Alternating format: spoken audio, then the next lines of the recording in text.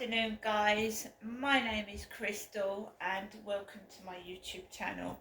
I'm a single female. I live in Rochester. I'm going through the menopause. It's a difficult time. It's Mother's Day tomorrow and I just want to be happy. So I have been cleaning up today. I really have. I've been living in a mess and it's time to change. So bit by bit I've actually cleaned my bathroom out and I'm tackling the rest of the flat out in stages. And because when the place looks tidy, it will make me feel better. My mind has been cluttered. I want to unclutter my mind, work through therapy, my own therapy, and we're going to start making this flat look nice.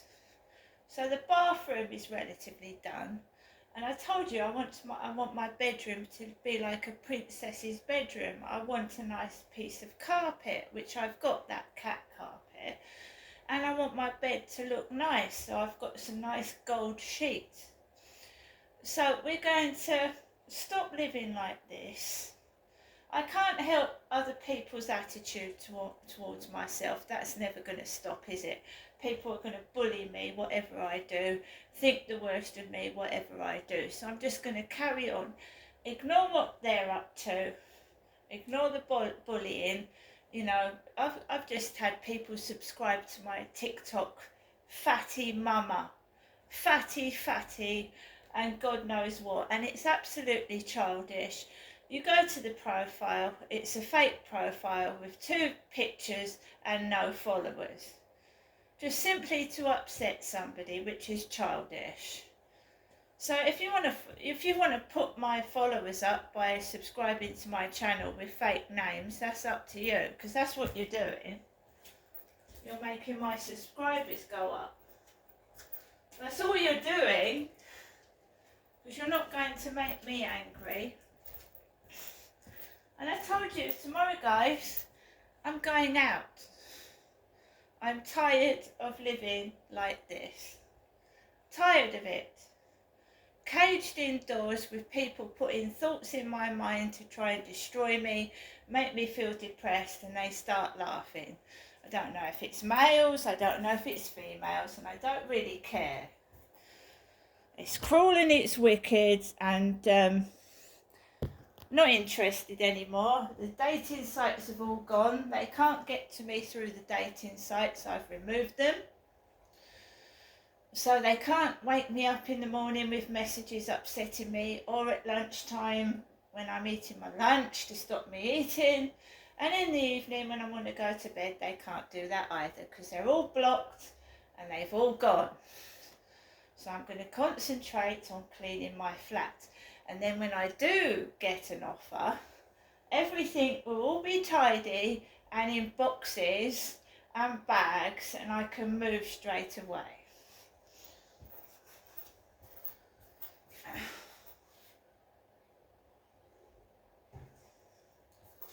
I can't carry on listening to my mother droning on about my dead father, and I'm gonna, I don't deserve to be punished.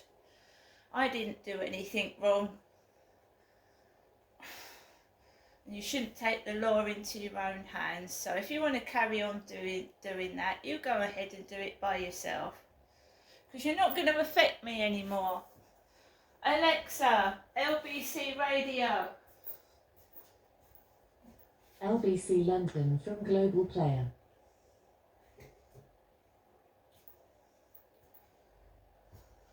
On board with, absolutely. But the thing that jumped out at me was her saying not having a child is a privilege. And I just wanted to explore that with you. And the reason I want to explore it with you is because when I've talked about this in the past, when I've looked at the data, when I've looked at the reasons people don't have children, it doesn't necessarily feel like a privilege. So for example, we know that people in their 20s are increasingly saying they don't want to have children because they don't think they can afford them. We also know people within that generation say that they feel that the planet is overpopulated and they're really worried about the climate crisis and therefore want to reduce the number of kids they're having or possibly not have any at all. What we know from data is that most women born in the 1970s, in fact a quarter of women born in the 1970s, who don't have children are women who are childless through circumstance, not choice. In other words, they didn't meet the right person, or perhaps there were physical impediments that meant that either they or their partners couldn't have children. It just strikes me as really odd language to include women and men who are childless or child-free, by which I mean people who choose not to have kids, as a privilege. It's just really odd.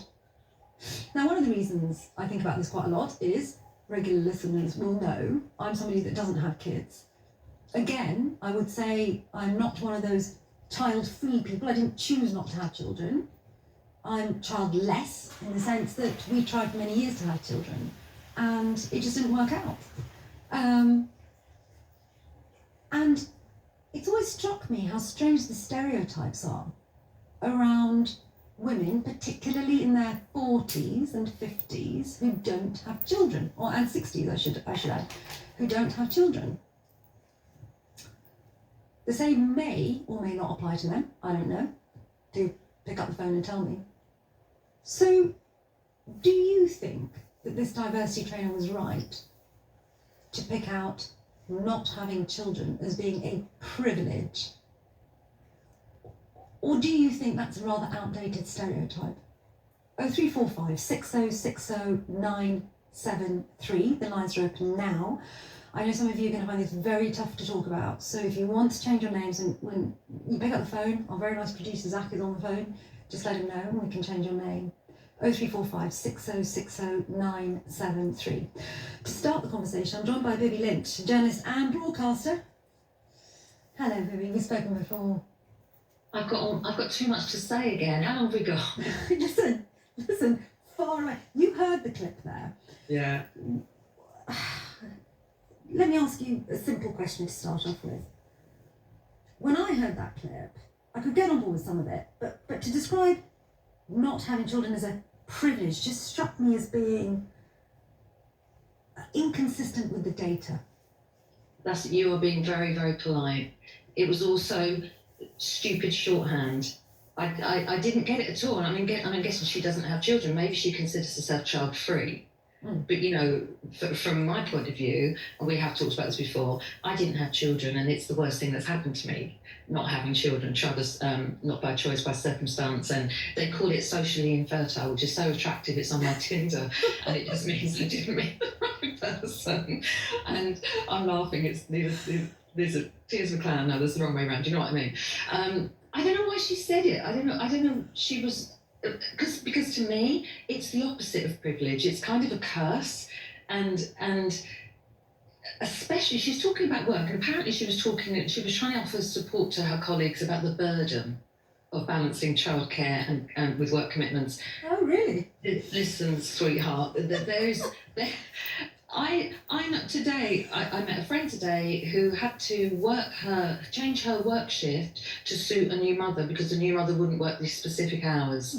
For another friend's a midwife, and in her hospital, parents have the priority on the roster over when they can work over childless.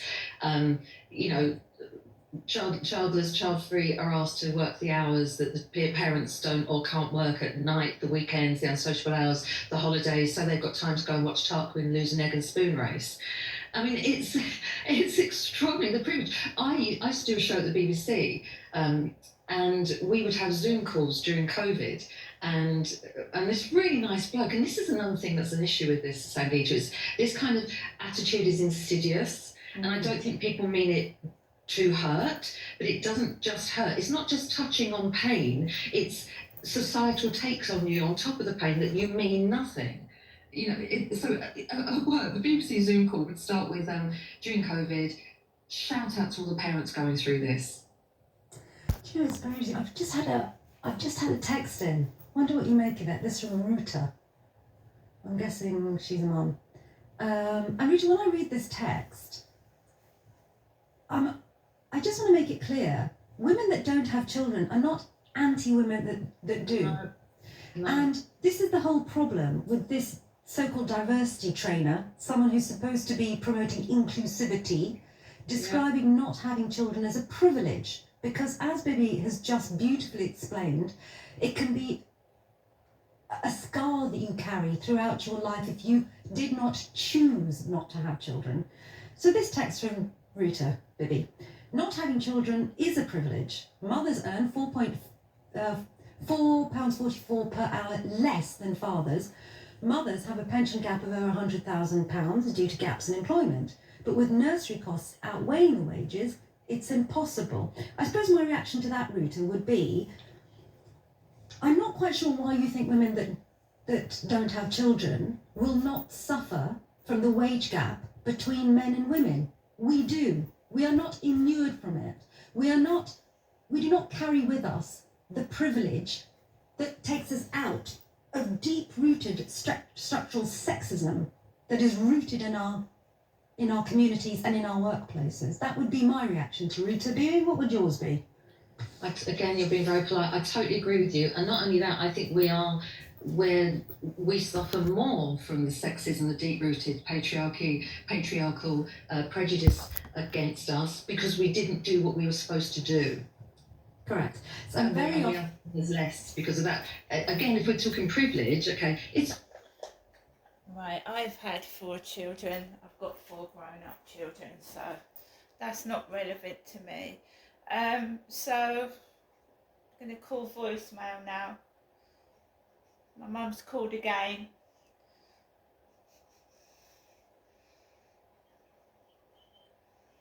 You have 2 new messages and 20 saved messages. First new message. Received today at 12:33 p.m. Your message will be saved for 7 days. Next new message. Received today at 2:42 p.m. Hello, Janessa. It's me, Mother Jennifer, speaking to you from my landline phone to you, Janessa. I thought I'd give you another afternoon telephone call. Hope you're all right. I'm thinking about you. Okay, Janessa. Bye for now, and I hope to see you sometime next week. Bye. Your message will be... So my mum is calling me, her daughter Janestra, for the 2nd time, and she hopes I have a good afternoon and she'll see me next week. Right? So I am a woman, I am Jennifer's daughter, and I'll see you later on.